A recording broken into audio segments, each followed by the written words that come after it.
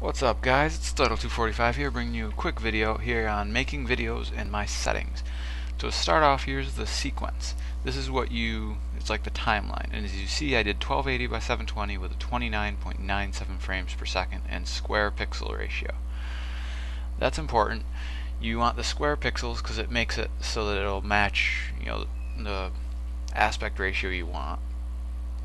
And the frame rate, I use 29.97. You can use 25. The only important part is that it matches with what you're going to export in or render in. And so here I'm just throwing the video together. I cut it down, record the audio. I think I sharpen it a little bit and throw in the transitions that I need.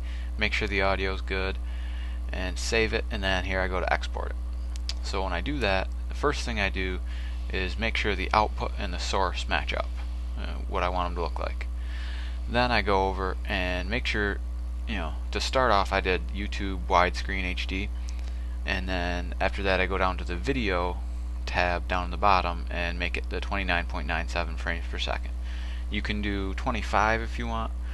You also want to make sure that the maximum render quality and frame blending are not clicked. Those will increase your render time by just an incredible amount, and yes, they make the quality better, but it takes forever to render. So just a quick recap.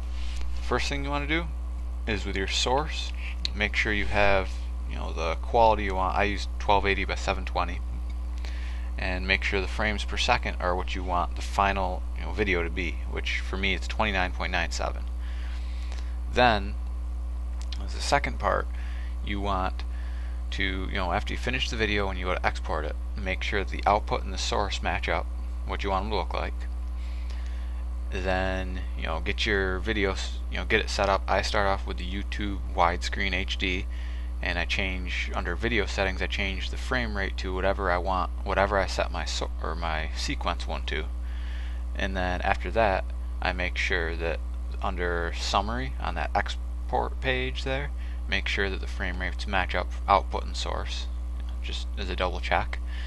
And then the final thing I do is make sure that frame blending and maximum render quality are not on, and then you can export the video. So hopefully you guys enjoyed this. Hopefully it's helpful. I had a request to do this, so if you enjoyed this, please drop it a like. I'd really appreciate it. So give me some comments if you have any, and I hope you guys have a good one.